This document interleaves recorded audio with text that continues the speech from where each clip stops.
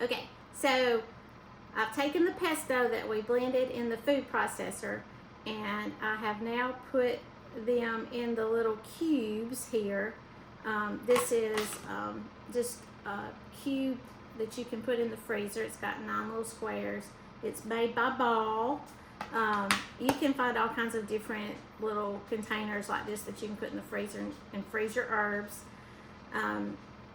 So once they're frozen, then you can take them out and put them in a Ziploc freezer bag, and they will be easy for you to pull out and put in pastas that you may have made over the winter, or soups if you want to produce some pesto in a soup.